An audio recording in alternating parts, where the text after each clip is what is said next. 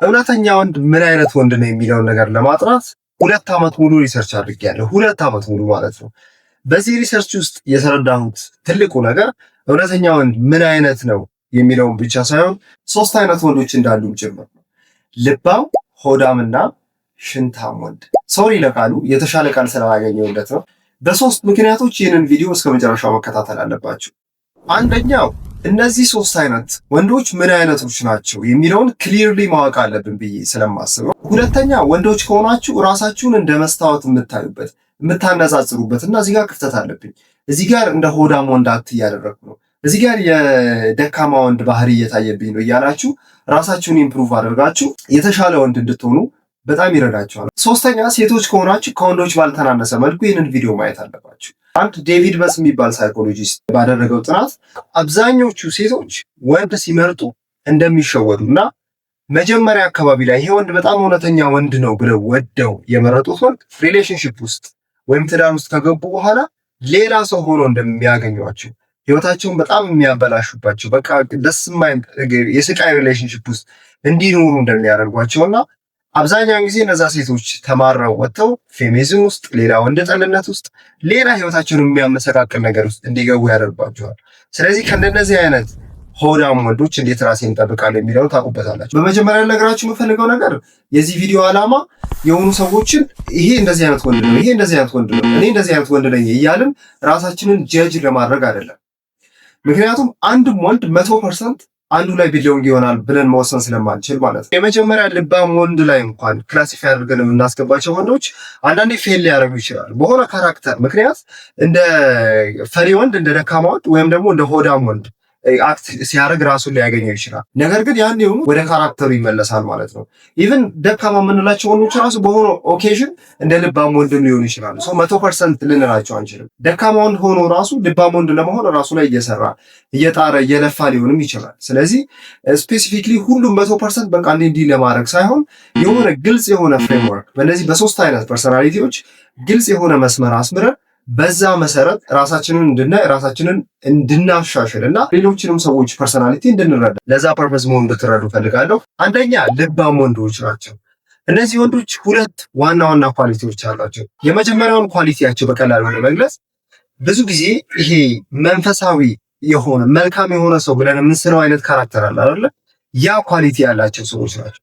በጣም መልካም ናቸው፣ በጣም ደግ ናቸው፣ ታማኝ ናቸው፣ ለሰዎች ጥሩ ናቸው። ዝቅ ያሉ ሰዎችን ቢያነሱ ከፍ ከፍ ቢያደርጉ ሰዎችን ቢያግዙ እንጂ በቅናት በተለያየ ምክንያት ሰዎችን ዝቅ ማድረግ የማይፈልጉ ሁሌ በቃ ለሰው ጥሩ የሆኑ ለሀገራቸው የሚቆረቆሩ በመልካምነታቸው፣ በደግነታቸው፣ በታማኝነታቸው፣ በየዋህነታቸው የሚታወቁ ሰዎች ናቸው። ነገር ግን ለልባም ወንዶች ይሄ በቂ አይደለም። ምክንያቱም የልባም ወንዶች ትልቁ ኳሊቲ ምንድነው? ለእውነት መቆም መቻል ነው። ለእውነት መቆም መቻል ማለት በነገራችን ላይ ከሰይጣን በተቃራኒ መቆም ማለት ነው። ሰይጣን ምን ያህል ኃይል እንዳለው እናውቃለን። ሰይጣን ምናምን አላምንም እጠራጠራለሁ የምትሉ ካላችሁ ክፉ ሰዎች አሉ አይደለ? የሆነ ፊልም ላይ ጠላት ሆኖ የሚቆመው ቪሊያን የሆነው ሰውዬ ወይም ሪል ላይፍም ላይ አሉ እንደዚህ አይነት ክፉ ሰዎች። እነዛን ክፉ ሰዎች ፊት ለፊት የሚጋፈጡ ሰዎች ናቸው። እውነት እንዳይጓደል ከአምላካቸው መንገድ እንዳይወጡ ከሚያምኑበት አቋማቸው ከማይደራደሩበት ነገር ፈቀቅ ላለማለት እነዚህን ክፉ ሰዎችን በቀጥታ የሚጋፈጡ ሰዎች ልባም ወንዶች እንላቸዋለን ማለት ነው። ሀገራችን ውስጥ ለዚህ በጣም ጥሩ ምሳሌ መሆን ይችላል ብዬ የማስበው ክቡር ዶክተር ቴዲ አፍሮ ነው። በነገራችን ላይ ዘፈን ብዙ አልሰራም። የተወሰኑ 10 ምናምን ሙዚቃዎች ያሉት የሙዚቃ ፕሌሊስት አለኝ። እሱም አብዛኞቹ የቴዲ አፍሮ ስለ ሀገር ያዜማቸው ሙዚቃዎች ናቸው። ግን ቴዲ አፍሮ ዘፈን ስላልሰማህ ብቻ ዲስፓይስ የምታደርገው ሰው አይደለም። በጣም ጥልቅ የሆነ ሰው፣ አንዳንድ አልፎ አልፎ የሆነ ቦታ ላይ የሰጣቸው ኢንተርቪዎች፣ የሚያደርጋቸው ነገሮች፣ ኢቭን አንዳንድ ሙዚቃዎች ውስጥ ከድሮ ጀምሮ በታሪክ ከሚፈጠሩ ነገር ጋር ሪያክት የሚያደርግበት መንገድ፣ መንግስት በመጣ ቁጥር ህዝብ ሲበድል ኃይል ኖሮት አቅም ኖሮት ስልጣን ኖሮት ለመንግስት ከመቆም ይልቅ ለህዝብ ምንም ሊያደርግለት ለማይችል ለህዝብ የሚቆም ጀግና ነው ቴዲ አፍሮ። ቴዲ አፍሮ ለልባም ወንዶች ጥሩ ምሳሌ መሆን ይችላል ብዬ አስባለሁ። አዲስ ንጉስ እንጂ ለውጥ መቼ መጣ? ይቅር በለውና የበደለን ወቅሰ ምሕረት አስተምረን አንድ አርገን መልሰ ጃ በደግነትና በመልካምነት በየዋህነት በታማኝነትን ብድል እሱን የሚደርሰው የለም። ምክንያቱም ቅድም ሜንሽን ያደረግነው መንግስትንም ያህል ነገር ተቃውመህ ባትቃወመው ብዙ ነገር ሊያደርግልህ ብዙ ጥቅም ሊሰጥህ የሚችልን መንግስትን የሚያህል ነገር ተቃውመህ ምንም ሊያደርግልህ ለማይችል ህዝብ፣ ለደሃ ህዝብ፣ ብዙ ኃይል ለሌለው አቅም ለሌለው ህዝብ መቆም፣ ለሀገር መቆም፣ መንግስት በመጣ ቁጥር አቋሙ ሳይለዋወጥ ሁሌ ለህዝብ የሚቆም ታማኝ ሰው ነው። ስለዚህ ለሀገርና ለህዝብ እንደዚህ ታምኖ የሚቆም ሰው መቼስ ለቤተሰቦቹ በዙሪያው ላሉ ሰዎች ታማኝ አይሆንም ብሎ መጠርጠር የሚታሰብ ነገር አይደለም። በጣም ደግ እንደሆነም እናውቃለን። በተደጋጋሚ ብዙ ነገሮችን አዘጋጅቶ እየተቸገሩ ሰዎችን ሲረዳ፣ የሆነ አደጋ ሲፈጠር፣ አገር ችግር ውስጥ ስትሆን ሁሌ ቴዲ አፍሮ ከህዝቡና ከሀገሩ ጎን ሲቆም እናየዋለን እና በእኔ እምነት ቴዲ አፍሮ በጣም ድንቅ የሆነ ልባም ጀግና ወንድ ነው። ሁለተኛ ሆዳም ወንዶች ናቸው። እነዚህ ወንዶች ማህበረሰብ ውስጥ በጣም አደገኛ ወንዶች ናቸው። በጣም አደገኛ። ምክንያቱም እያንዳንዱ የሚያደርጉት ነገር፣ እያንዳንዱ የሚናገሩት ነገር ለግል ጥቅማቸው ብቻ ነው። ኢቨን ሪሌሽንሺፕ ውስጥ ቢገቡ፣ ከሰዎች ጋር ስራ ቢጀምሩ፣ ምንም ቢያደርጉ የሚያደርጉት ነገር በሙሉ ለግል ጥቅማቸው ብቻ ነው። ሀገር ገደል ቢገባ፣ ብዙ ሰዎች ቢሞቱ፣ ምን ቢሆን they don't care። ኬር የሚያደርጉት ስለ ራሳቸው ብቻ ነው። ሌላ ሰው ስለ ራሱ ኬር ማድረግ የለበትም እያልኩ አይደለም። ልባም ወንዶችም ኦፍኮርስ ራሳቸውን በጣም ሪስፔክት ያደርጋሉ፣ ራሳቸውን ቫልዩ ያደርጋሉ። እነዚህ ሆዳም ወንዶች ግን ራሳቸውን ብቻ፣ የራሳቸውን ኢንትረስት፣ የራሳቸውን ስሜት ብቻ ቫልዩ የሚያደርጉ ናቸው። እነዚህን ወንዶች ሪሰርች በማደርጉበት ጊዜ ይህንን ሀሳብ በደንብ እንድረዳው ከረዳኝና በጣም ጥሩ ፍሬም ከሰጡኝ ነገሮች ውስጥ አንዱ በሳይኮሎጂ ውስጥ ከቅርብ ጊዜ ወዲህ ነው። አይ ቲንክ ከ20 ዓመት አካባቢ ጀምሮ በደንብ በሳይኮሎጂ ኦርጋናይዝ ተደርጎ የተቀመጠ ነገር ነው። ዳርክ ትራይድ ፐርሰናሊቲ የሚባል ነገር አለ። ይሄ ምንድን ነው? 3 ዳርክ ፐርሰናሊቲዎች አሉ። የነዚህ ሆዳም ወንዶችን በደንብ ሪፕሬዘንት ያደርጋሉ ብዬ የማስባቸው። ስለዚህ ይህንን ሳይኮሎጂ እያስታከኩ ነው ማለት ነው ከኤግዛምፕል ጋር የምሰጣችሁ። የመጀመሪያው ፐርሰናሊቲ ናርሲሲዝም ነው። ሁለተኛ ማካቬሊያኒዝም ነው። ሶስተኛው ደግሞ ሳይኮፓቲክ ናቸው። ናርሲሲስት፣ ማካቬሊያን፣ ሳይኮፓት ናቸው ሶስቱ ማለት ነው።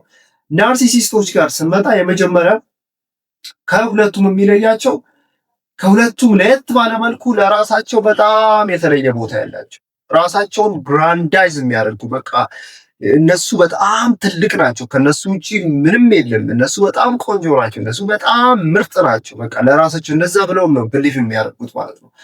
እያንዳንዱ ኢንተራክሽን፣ እያንዳንዱ እለት ዕለት የሚያደርጉት ንግግር፣ ስራቸው ላይ በሙሉ እኔ እዚህ ውስጥ ምን ጥቅም አገኛለሁ የሚለው ነው። ከሰው ጋር እንኳን ኮንቨርሴሽን ሲያደርጉ ራሳቸውን ከፍ ከፍ ለማድረግ ይጠቀሙበታል። እንጂ ያደርገው እነሱን ከፍ አድርገው ለማሳየት፣ ሌላውን ዝቅ አድርገው ለማሳየት የሚያደርጉት ማለት ነው። ይሄ በፐርሰናሊቲ ደረጃ ያለ ነገር ስለሆነ እንደዛ ለመሆን እየሞከሩ አይደለም፣ የሆኑ ናቸው ኦልሬዲ ማለት ነው። ስለዚህ ከነሱ ጋር ኮንቨርሴሽን ስታደርጉ ራሳቸው ከእናንተ ከፍ ያሉ እንደሆኑ አድርገው ማሳየት ነው የሚፈልጉት። በማንኛውም ሁኔታ ውስጥ እነሱ ከሌላ ሰው ዝቅ ብሎ መታየት ማለት ለነሱ መሞት ነው።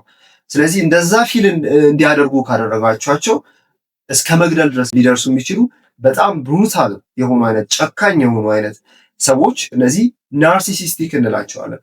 ሁለተኞቹ ደግሞ ማካቬሊያኒዝም የምንለውን ፊሎሶፊ የሚከተሉ ናቸው። ማካቬሊያኒዝም የመጣው ኒኮሎ ማካቬሊ ከሚባል ጣሊያናዊ ነው።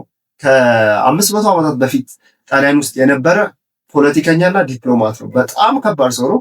የእነዚህ ሰዎች ጥበብ ደግሞ የሚገርመው ምንድን ነው? እውነትም ያለው ነገር ነው። የሰው ልጅ ምክንያቱም ዳርክ ሳይድ አለው አይደለ? ጥሩ ላይት ሳይድ እንዳለው ሁሉ ዳርክ ሳይድም አለው። ለመጀመሪያ ጊዜ ኒኮሎ ማካቬሊ ይህንን ነገር ተግባራዊ ያደረገው ለፖለቲካ ለሀገርን ለመምራት ምናምን ነው። ምክንያቱም የሰው ልጅ ኔቸር በጣም ዳርክ ነው። ስለዚህ በተቻለ አቅም ሰዎችን አታላቸው፣ አጭበርብራቸው፣ ሚኒፕሌት አድርጋቸው፣ ዋሻቸው። ነገር ግን አንተ የፈለግከውን ነገር አድርግ። ያንተ ኢንቴንሽን ጥሩም ይሁን መጥፎ አይ ዶንት ኬር፣ ግን ደግሞ ያንን ነገር ለማግኘት ሰዎችን ማታለል ማጭበርበር አለብህ ብሎ የሚያምን ሰው ነውና ሰውየው ቀላል ሰው አይደለም። ጥበቡ በጣም የሚገርም ጥበብ ስለሆነ መልካም ሰዎችን ሁሉ የሳበ የሚወስድ ነገር ነው። በዚህ ዘመን እንኳን ማካቬሊያኒዝም የሚያቀነቅኑ ብዙ ሰዎች አሉ። ኢትዮጵያ ውስጥም ሰምቻለሁ። አንዳንዶቹ ሲታዩ በጣም መልካም ሰዎች ናቸው። ለምሳሌ ሮበርት ግሪን የሚባል ሰው አለ። እኔ ፐርሰናሊ አከብረዋለሁ። መጽሐፉንም አንብቤያለሁ። ቢካዝ ከመጽሐፉ መውሰድ ያለብኝን ነገር ፒክ አድርጌ ስለወሰድኩ ነው። ሰውየው ማካቬሊን በጣም ይወዳል። 48 ሎስ ኦፍ ፓወር በሚለው መጽሐፉ ላይ ህጎችን አስቀምጧል።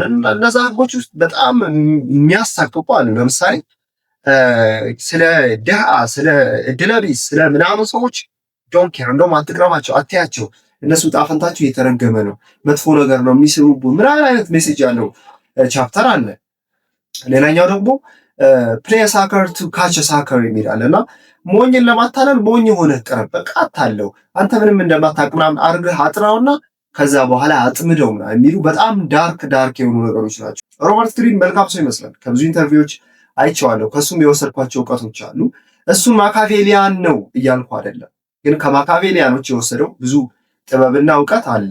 ሰውየው ግን በዋናነት ኢንክላይንድ የሚያደርገው እነዚህን ህጎች ከተረዳችሁ፣ እነዚህ ክፉ ሰዎች ሰውን የሚያጠምዱበትን ህግ ከተረዳችሁ በእነዚህ ህጎች እንዳትጠመዱ ይረዳችኋል ከሚል አንግል ነው ብዙ ጊዜ የሚያቀርበው ማለት ነው። እኔ ማንንም ሬኮመንድ አላደርግም ከማካቬሊያኖች ጥበብ መማር ጥሩ ነገር ነው ብዬ አላስብም። ምክንያቱም ማካቬሊያኖች ማታለልን፣ ማጭበርበርን፣ ለሰው አለማዘንን እንደ መጠቀሚያ አድርገው የሚጠቀሙ ሰዎች ስለሆኑ ማለት ነው። ሁለተኞቹ እነዚህ ናቸው። ሶስተኞቹ ሳይኮፓቲክ የምንላቸው ናቸው። እነዚህ ክሊኒክሊ ዲስኦርደር ነው፣ ሳይኮሎጂ ውስጥ የአእምሮ ጤና ችግር ነው ሳይኮፓቲ። በእርግጥ ናርሲሲዝምም አንደኛ ላይ የጠቀስነውም የአእምሮ ጤና ችግር ነው። ማካቬሊያኖችን ሳይኮሎጂ የአእምሮ ጤና ችግር አይለው። ሳይኮፓቶች ብዙ ጊዜ አይፈሩም። ብዙ ጊዜ ስለ ሰው ግድ የማይሰጣቸው ናቸው። በቃ ብዙ ጊዜ ስሜታቸውን ብቻ የሚከተሉ ናቸው። በጣም ብሩታል ናቸው። ክፉ ነገሮችን ያደርጋሉ።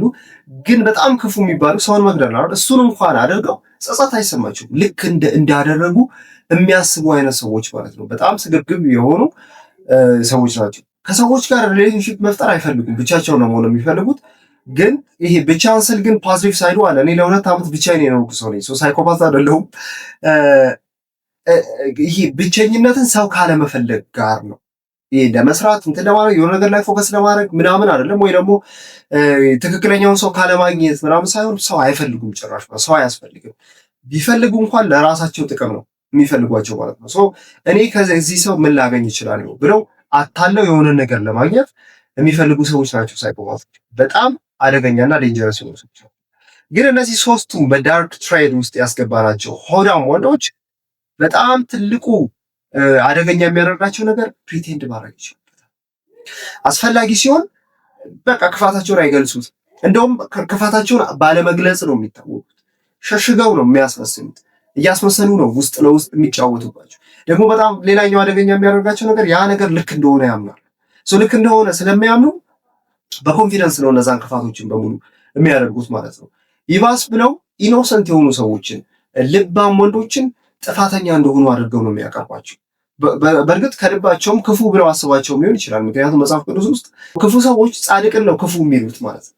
ስለዚህ እነዚህ ሰዎች እንደዛ ማስባት ሊሆን ይችላል። ብዙ ጊዜ ጥሩ ስራ የሚሰሩ ሰዎች ሲወቀሱ አይታችሁ ከሆነ ፐብሊክሊ አስተውላችሁት ሊሆን ይችላል። ለምሳሌ በዚህ ዘመን ካሉ ከማከብራቸው ሰዎች ውስጥ ፕሮፌሰር ጆርዳን ፒተርሰን አንዱ ነው እና በአንድ ወቅት አንድ የፊልም ዳይሬክተር የሆነ ፊልም ሰርታ የፊልሙ ቪለን በጣም አደገኛው ካራክተር የጆርዳን ፒተርሰንን ፐርሰናሊቲ ጆርዳን ፒተርሰንን ነው ሰውየውን ያላበስኩት ብላ አውርታለች ማለት ነው። ጆርዳን ፒተርሰን የብዙ ሰዎችን ህይወት የለወጠ ሚሊዮኖችን ወደ ህይወት ወደ እውነት ያመጣ በቃ ራሱ ላይ ብዙ ነገር እየደረሰበት ሳክሪፋይ የሆነ ሰዎችን ወደ መልካም ያመጣ ሰውዬ ቪለን ነው ብላ አውርታለች። እና እነዚህ አይነት ሰዎች ኢኖሰንት የሆኑ መልካም የሆኑ ሰዎችንም ጭምር ክፉ እንደሆኑ አድርገው የሚያቀርቡ በጣም አደገኛ ሰዎች ናቸው ማለት ነው። ሌላኛው ቅድም መጀመሪያ ላይ ሜንሽን ያደረኩት እነዚህ ወንዶች ሴትን ማታለል ላይ በጣም የተካኑ ናቸው። ለነሱ ሴክስ ማለት እንደ ዌፐን ነው። ከሁሉም ሴቶች አታለው በቃ መተኛት በፈለገ ሰዓት ምንም ችግር የለውም። ፕላስ ደግሞ ትዳር ምናምን አያስፈልግም። ካስፈለገም እንደ ዌፐን ነው፣ ለማስመሰያ ለተለያዩ ፐርፐዞች ነው እንጂ የሚባል ነገርም አያስፈልግም ይላሉ። ግን ኮንፊደንስ እና ኮምፒተንስን ስለሚያሳዩ ታለው ምንም አድርገው ነው ገንዘብ ይሰራሉ፣ ባለሀብትም ሊሆኑ ይችላሉ። ሴቶች ያንን ነገር ያዩና ይሄ ትክክለኛ ወንድ ነው፣ ይሄ ሰርቶ የተለወጠ የስራ ወንድ ነው እያሉ በውሸት ኮንፊደንስ እና ኮምፒተንስ ተሸውደው ይሄዳሉ ማለት ነው። ከዛ በኋላ ነው ችግሩ የሚፈጠረው። ወይ ከሪሌሽንሺፕ በኋላ ወንዶች የሚፈልጉትን ነገር ከጨረሱ በኋላ አይፈልጓቸው። አግብቷቸው እንኳን ለራሳቸው ዓላማ ስለሆነ እድሜ ልካቸውን እያሰቃዩቸው ነው የሚኖሩት። ስለዚህ ሴቶችን በጣም ላስጠነቅቅ በፈልገው ነገር አገራችን ውስጥ እነዚህ ሆዳም ወንዶች ሞልተዋል፣ በጣም ሞልተዋል። ለምሳሌ በእኔ እምነት አብዛኞቹ ባለስልጣኖቻችን ሆዳም ወንዶች ናቸው። ስልጣን ውስጥ ያሉ ሰዎች ጉቦ የሚበሉ ምን የሚያደርጉ እላይ ካሉ መሪዎቻችን ጀምረው ማታለል ነው ሁሌ ስራቸው። በአፋቸው የሚያወሩት ነገር ሌላ ነው፣ መሬት ላይ ህዝቡ ያለበት ሪያሊቲ በጣም የተለያየ ነው። ስለዚህ ዝም ብለው በምላሳቸው የሚቀባቡ ለራሳቸው ጥቅም ብቻ የቆሙ አብዛኞቹ የኢትዮጵያ ባለስልጣኖቻችን ሆዳም ወንዶች ናቸው ብዬ አስባለሁ። ኢንፍሉዌንሰሮች ራሱ ኢትዮጵያ ውስጥ ዜናው ምንም ይሁን የሰው ህይወት ላይ መጥፎ ነገር ያሳድር ምንም ግድ አይሰጣቸውም። የሆነን ሰው ስቶሪ አውጥተው ያ ሰው ችግር ውስጥ ይግባ ምንም ግድ አይሰጣቸውም። የእንትና ውርደት የእንትና ቅሌት ምናምን እያሉ የሰውን ትዳር ላይ ያፈራረሱ ምንም ግድ አይሰጣቸውም። ሰዎችን ባልሆነ መልኩ ኢንፍሉዌንስ እያደረጉ ለምሳሌ ዝም ብላችሁ ሀብታም ትሆናላችሁ እመኑ እንትን ታረጋላችሁ ምናምን እያሉ እነሱ እያጭበረበሩ ነው ገንዘቡን የሚያገኙት። ነገር ግን እነዛን ሰዎች እናንተም ዝም ብላችሁ እመኑ ምናምን እያሉ ሰውን እያሰነፉ ሰውን ቁጭ ብሎ ስክሮል እንዲያደርግና ሶሻል ሚዲያ ኮንሱም እያደረገ ብቻ እንዲኖር አይነት የሚያደርጉ የሰው ህይወት ላይ በጎ ተጽዕኖ የማያመጣ ነገር እያወሩ ሰውን ወደ ኔጌቲቪቲ የሚወስዱ አታላይ ሶሻል ሚዲያ ኢንፍሉዌንሰሮቻችን በሙሉ ሆዳም ወንዶች ናቸው። ወንዶች ከዚህ ማንነት ራሳችሁን ጠብቁ። ቢካዝ ዞሮ ዞሮ የሆነ ቀን ላይ እንደው ባትጸጸቱ ሞት አፋፍ ላይ ስትሆኑ ትጸጸታላችሁ። ካልሆነ ደግሞ ከሞት በኋላ ህይወት አለ ያኔ ትጸጸታላችሁ። እንደዚህ ከሚሆን ግን ሆዳም ወንዶች ራሳችሁን አይታችሁ ለሆዳም ወንድ ራሱን ማየት በጣም ከባድ ነገር ነው። ቢካዝ ኦልሬዲ ራሴ በጣም ምርጥ ነኝ ብሎ ግራንዳይዝ አድርጎ ያስቀመጠ ነገር ስላለ ነው። ግን ቆም ብላችሁ ወደ ሃምብልነስ ወደ ልባምነት እንድትመለሱ ሴቶችም ከነዚህ አይነት ወንዶች ራሳችሁን እንድጠብቁ ማሳሰብ እወዳለሁ። ሶስተኞቹ ደካማ ወንዶች ናቸው። እነዚህኞቹ ከልባም ወንዶች በተቃራኒ የራሳቸው አቋም የሌላቸው የሚያደርጉትን ነገር የሚያደርጉት አቋማቸው ስለሆነና ስለሚያምኑበት እውነት ስለሆነ ሳይሆን አንደኛ ስሜታቸው ስለሆነ በስሜታቸው የሚመሩ ሁሉም ሰው በስሜት ይፈተናል። ሁሉም ሰው ብዙ ጊዜ ይወድቃል። ግን ተነስተው የሚወድቁ ሳይሆን በቃ ሁሌ እንደ ስሜታቸው ነው። በቃ ለስሜታቸው ደስ የሚያሰኛቸው ነገር የሚያስደስት በቃ ደስተኛ ሁን እንጂ ቀለል አድርገህ ኑር እንጂ ምናምን እያሉ እንዲሁ ዝም ብሎ የሆነ ስሜትን የመከተል ኑሮ የሚኖሩ በሁለተኛነት ደግሞ በሰዎች እንዲወደዱ ብለው የሚያደርጉትን ነገር ስለዚህ መልካም ሊሆኑ ይችላሉ፣ ደግ ሊሆኑ ይችላሉ። ምናልባት ቢሆኑ እንኳን በሰው ለመወደድ ሊሆን ይችላል። ያ ደግነትና መልካምነት ያ ታማኝነት የሆነ ክፉ መጥቶ ያንን ነገር ሲያስገድዳቸው የሆነ ጥቅም ሲገኝ ያንን ነገር ሊፈትናቸው የሚችል ነገር ሲመጣ ጸንቶ መቆየት የማይችል ቅድም ስለ ልባም ወንዶች ስናወራ ራሱን መጠበቅ የማይችል ታማኝነትና መልካምነት ብለን ነበረ። ክፉ ጊዜ ሲመጣ ወይ ጥቅም ሲመጣ የሆነ ነገር ብቻ ከዛ አቋም የሚያነቃንቅ ነገር ሲመጣ የማጸናበት አይነት መልካምነት የዋህነት የሚመስል ነገር እንደ ግብ የዋሆች ብቻ የሆኑ ማለት ነው። ብልሃቱ ፓርቲ የሌለ በእንግሊዝኛ አንድ ቃል አለ እነዚህም በደንብ የሚገልጻቸው ናይቭ የሚል ቃል። ናይቭ ማለት የሆነ በቃ ነገሮች እንትን ናቸው። ዓለም እኮ በቃ ጥሩ እኮ ነው፣ ህይወት እኮ እንትን ነው ምናምን በቃ ቀላል አድርገን ነው ምናምን አይነት ጌም የሚጫወቱ አይነት ተላላ የሚባል አይነት ማለት ነው። እነዚህ ወንዶች ግን በጣም አደገኞች ናቸው። አደገኛ የሚሆኑት እነሱ ሌላ ሰው ላይ የሚያደርሱት ጉዳት ስላለ አይደለም። ትልቁ ምክንያት ምንድን ነው? ወንድ ልጅ ኃላፊነት መሸከም አለበት፣ የግድ ነው። ስለዚህ ወንድ ልጅ በዙሪያው ላሉ ሰዎች ብዙ ኃላፊነት አለበት፣ ለራሱ ብቻ አይደለም። በመጀመሪያ ደረጃ ሁሉም ሰው ለራሱ ነው ኃላፊነት ያለበት አይደለ? ነገር ግን በተለይ ቤተሰብ ሲመሰርት የሌሎች ሰዎች ኃላፊነት ይኖርበታል። ራሱን እያሳደገ ሲሄድ የሀገሩ ኃላፊነት ይኖርበታል። ስለዚህ ሁሉም ወንድ እኔም ፐርሰናሊ ከኔ ጀምሮ ሁሉም ሰው ለሰው ተርፏል አይደለም። እኔ ፐርሰናሊ ራሴን ችዬ ልኑር እንጂ በዚህ ሰዓት ለሌሎች ሰዎች ላልተርፍ እችላለሁ። ግን የሆነ ሰዓት ላይ ለሰዎች መትረፍ የሚኖርበት ጊዜ ይመጣል። በቃ ወንድ ጀነራሊ ለአቅመ አዳም ከደረሰ በኋላ የሌሎች ሰዎች ኃላፊነት አለበት። ሌላው ቢቀር ትንንሽ ነገሮችን አካባቢው ላይ የሆነ ጥሩ ነገሮች ላይ መሳተፍ፣ እለት ዕለት ከሚያገኛቸው ሰዎች ጋር ለሌሎች ሰዎች ጥሩን መመኘትና ሰፖርት ለማድረግ መሞከር፣ ኔጌቲቭ ነገር ከመትከል ይልቅ ጥሩ ነገር መትከል፣ ለሚፈጠሩ ነገሮች ዝም ብሎ ኤክስኪውዝ ማድረግ፣ ሌሎችን ሰዎች መውቀስ ሳይሆን ራሱ ኃላፊነት መውሰድ። የሆነ ግጭት ሲፈጠር መሮጥና ያንን ነገር ኢግኖር ማድረግ መሸሽ ሳይሆን አክቹሊ ይሄ ግጭት ለምንድን ነው የተፈጠረው ፌስ ማድረግ። ምናልባት ያን ግጭት እየፈጠረ ያለው ክፉ ካለ ያንን ነገር ቆሞ በስነስርዓት መጋፈጥ ለእውነታው ቅድም ያለው ልባም ወንዶች እንደሚያደርጉት መሞት ካለበትም እስከ መሞት ድረስ መጋፈጥ፣ ካልሆነ ደግሞ ያንን ግጭት የተፈጠረበትን ችግር ምክንያቱም ፈልጎ ያንን ችግር ሶልቭ ማድረግ። ስለዚህ እነዚህ ነገሮች ካልተደረጉ ግን ሁሌ በመሸሽ ሁሌ ስሜትን በማባረር ሁሌ ሰዎችን ለማስደሰት በመኖር ውስጥ ከተኖረ ግን እነዛ ነገሮች ተጠራቅሞ አንድ ቀን ከባድ ችግር ማምጣታቸው አይቀርም። ኢግኖር ያደረግነው ኮንፍሊክትን አቮይድ ያደረግንበት ነገር ተጠራቅሞ ትልቅ ነገር ይዞብን ይመጣል። ያኔ ለትንሽ ነገሮች እንኳን መቆም ያልቻለ ደካማ ወንድ ለእነዚህ ነገሮች መቆም አይችልም ማለት ነው። ስለዚህ ደካማ ወንድ አደገኛ የሚያደርገው እሱ ራሱ ሌሎች ሰዎች ላይ አደጋ ደርሶ ሳይሆን በቃ ወንድ ልጅ ስለሆነና ኃላፊነት ስላልወሰደ ማድረግ ያለበት ነገር ስላላደረገ ነው ማለት ነው። አገራችን ላይ እነዚህ ወንዶች ሞልተዋል። ኦልሞስት ወረርሽኝ ነው ብዬ አስባለሁ። ቅድም ስለ ሆዳም ወንዶች ስናወራ ኢንፍሉዌንሰሮቻችን፣ ትልልቆች ኢንፍሉዌንሰሮች ሜኒፑሌተሮች ናቸው ካያችሁ ማለት ነው። ፓብሊክሊ የሆነ በጎ አድራጎት እንኳን እያደረጉ የሰውን ሀሳብ አትራክት ለማድረግ እና ለመያዝ ሊሆን ይችላል። በዛ ልክ ተታለው በየቤታቸው ቁጭ ብለው ስክሮል ሲያደርጉ የሚውሉ ወንዶች በሙሉ ደካማ ወንዶች ናቸው። ይሄ ብሩታል ሪያሊቲ ነው። ደካማ ወንዶች ናቸው። በእርግጥ ኢንቫይሮንመንቱ ደካማ እንዲሆን አስገድዷቸዋል። ሁሉም ሰው ይወድቃል፣ ቴምፕቴሽን ላይ ይወድቃል።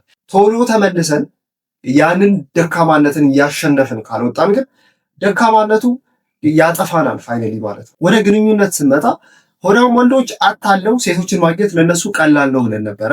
ደካማ ወንዶች ደግሞ በሴቶች ይናቃሉ፣ አይጠሉም። አሁን ሆዳም ወንዶች መጀመሪያ ላይ ያታልሏቸውና ሴቶች ሪያሊቲውን ሲያውቁ ይጠሏቸዋል ብለን ነበር አይደል? ደካማ ወንዶች ጋር ግን ስንመጣ ምንድነው ሴቶች ያውቋቸዋል ደካማ እንደሆነ፣ ከመጀመሪያው ይንቋቸዋል። እነሱን ግን የሚፈልጓቸው ሴቶች ካሉ እነዛ ሴቶች ፌሚኒስቶች ናቸው። ፌሚኒስት የምለው አክቹዋሊ ራሳቸው እንደ ፌሚኒስት አይደንቲፋይ ያደረጉ ላይሆኑ ይችላሉ፣ ግን ዶሚናንስ የሚፈልጉ ቤትን እኔ ነኝ የማስተዳደረው በወንድ ስር ምናምን የሚሉ ይሄ ወንድ ለምን የሚሉ አይነት ሴቶች አሉ። ደካማ ወንድም ፈልገው እኩል ሆነው መኖር የሚፈልጉ ወንድ ሴት ብሎ ነገር የለም ዝም ብሎ የሶሻል ኮንትራክት ነው ሊሉ የሚፈልጉ አይነት ሴቶች እነዛን ደካማ ወንዶች ይፈልጓቸዋል። ነገር ግን ወንድ ልጅ ልብ ውስጥ የተቀመጠ ሊደርሺፕ አለ፣ መሪነት አለ። ቤተሰቡን ፕሮቫይድ የማድረግ ፕሮቴክት የማድረግ ግዴታ፣ ልባም የመሆን ግዴታ አለበት። ያንን ካላደረገ ደግሞ እኔ ከሰማሁትም ከተረዳሁትም ከሰዎች ብዙ እኔ ራሴ እንደዚህ አይነት ላይፍ ውስጥ ኤክስፒሪየንስ ባላደርገውም እንደሚገባኝ ከሆነ ግን ያ ወንድነቱ ሲነካ፣ ክብሩ ሲነካ በጣም ከባድ ህመም ነው ለወንድ ልጅ ብዬ አስባለሁ። ስለዚህ እነዚህ ደካማ ወንዶች ናቸው። ስናጠቃልለው የኢትዮጵያ ወንዶች አብዛኞቻችን እኔም ጨምሮ ልባም ወንድ መሆን አቅቶናል። እንፈልጋለን። እኔ ፐርሰናሊ ያንን ወንድ መሆን ስለምፈልግ በየዕለቱ ማደርጋቸው ነገሮች አሉ። ብዙም ልክ እንደኔ ወደዛ መሄድ የሚፈልጉ ወንዶች አሉ። ነገር ግን በትክክል ልባም የሆኑ ወንዶችን ሀገራችን አጣለች። የወንድ ያለህ እያለች ነው። ምክንያቱም ወንድ ስለሌለ ነው ሆዳም ወንዶች ሀገራችንን እየመሯት እንደዚህ ስቃይና መከራ ውስጥ እንድንኖር እያደረጉን ያሉት። እንደ ቴዲ አፍሮ አይነት ልባም ወንዶች እያንዳንዱ ሴክተር ላይ ፖለቲካው ላይ ምኑ ላይ ስነ ጽሁፉ ላይ እያንዳንዱ ቦታ ላይ አንዳንድ እንደ ቴዲ አፍሮ አይነት ልባም ወንድ ቢኖር ኖሮ ሀገራችን እዚህ ውስጥ አዘግት እንኳን አትገባም ነበር ብዬ አስባለሁ። አይደለም ሁላችንም መሆን ተውትና ማለት ነው። ስለዚህ ከዛሬ ጀምሮ ስቴፕ ባይ ስቴፕ በአንድ ጊዜ ኦኬ በቃ እኔ ያኛውን ወንድ ነው መሆን ያለብኝ እንደዚህ ይሆናለሁ የሚል ነገር የለም። ሁለተኛ ነገር ደግሞ ማንም ሰው ፐርፌክትሊ ይሄ አይዲያል የሆነ ነገር ላይ ፊት ያደርጋል ማለት እንዳልሆነ መጀመሪያ ኢንትሮዳክሽን ላይ አውርተናል። ስለዚህ ቀስ በቀስ ምን ላድርግ ጎል ሴት ማድረግ ከመጀመር ሊሆን ይችላል። ቫሊዩ ሲስተማችንን ከማወቅ ሊሆን ይችላል። ለምሳሌ አብዛኞቻችን ሃይማኖተኛ ነው አይደለ? ግን ደግሞ ሃይማኖት የሚልህ ምንድን ነው? ከሁሉም ነገር እግዚአብሔርን አስቀድመ አንደኛ አይደለ? ቶፕ ላይ በቃ እግዚአብሔርን ከሁሉም ነገር አስቀደምክና ለእውነት ቆምክ ማለት እኮ አለቀ እኮ። ለእውነት፣ ለፍቅር፣ ለመልካም ነገሮች በሙሉ ቆምክ ማለት በቃ ልባም ሆንክ ማለት ነው። ያንን በአንድ ጊዜ መሆን ባትችልም ዛሬ ስቴፖችን መጀመር፣ ዛሬ ጸሎት ማድረግ መጀመር፣ ዛሬ ራስህን ፊዚክሊ ስትሮንግ ለማድረግ ስፖርት መስራት፣ የተሻለ ነገር ለመመገብ መሞከር፣ ገንዘብ አግኝተህ ራስን ለመለወጥ ለጥሩ ትውልድነት ለመጠቀም መሞከር፣ ዛሬ ማንበብና ዋይዝ መሆን፣ ስለ ሰዎች አንደርስታንድ ማድረግ፣ ስለ ዓለም አንደርስታንድ ማድረግ መጀመር። ዛሬውኑ እርምጃ ወስደን አንድ ስቴፕ ወደፊት መሄድ ከጀመርን የሆነ ቀን ላይ እዛ የምንፈልገው ልባም ወንድነት ላይ ደርሰን ሀገራችንንም ሴቭ ማድረግ እንችላለን ብዬ እኔ አምናለሁ ፐርሰናል። ሁለተኛ ደግሞ ሴቶች ይህንን ቪዲዮ የምታዩ ሴቶች ካላችሁ መቼ የእናንተ ምርጫ የሚሆነው ከሶስቱ ልባሞቹን ወንዶችን ነው አይደለ? ነገር ግን ልባም ወንዶች ውድ ናቸው። እንደነገርኳችሁ ኢቭን ልባም ወንድን ለማወቅ እንኳን ልባም ሴት መሆኑ ያስፈልጋል። ለማግኘት ብቻ አይደለም ለማወቅ እንኳን ማለት ነው። ምክንያቱም ሆዳም ወንዶች ልባም መስለው ስለሚታዩ ማለት ነው። ስለዚህ ሴቶችም ራሳችሁ ላይ ሰርታችሁ ወንድ ምን ያደርግልኛል የወንድ ጥገኝነት የሚለውን ነገር አቆማችሁ። አሁን እዚህ ቪዲዮ ላይ አብዛኛው ስለ ወንድ ስለሆነ ስለ ልባም ወንድም ስናወራ ልባም ሴት በራሷ ከወንድ ጋር የማይወዳደር ራሷን የቻለች ንግስት ነች። ስለዚህ ያንን ሪል ሴትነትሽን ዲስከቨር አድርገሽ ከኩራት ከምናምን ነፃ ሁን አይኔማ ልባም ሴት ነኝ ምናምን ማለቱን ትተን በስነ ስርዓት ምንድነው ልባም የሚያደርግ ነገሮች ሰው ቅድም ያላቸው ቫልዩ ሲስተማችንን አስተሳርገን እግዚአብሔርን ማስቀደም ከሁሉም ነገር እንደዚህ እያደረግን ሀገራችንንም ከፍ ማድረግ እንችላለን ብዬ አስባለሁ። ያው ትንሽ በጣም አምቢሽየስ ምናምን ነገር ምኞት ምናምን የበዛበት ነገር ይመስላል።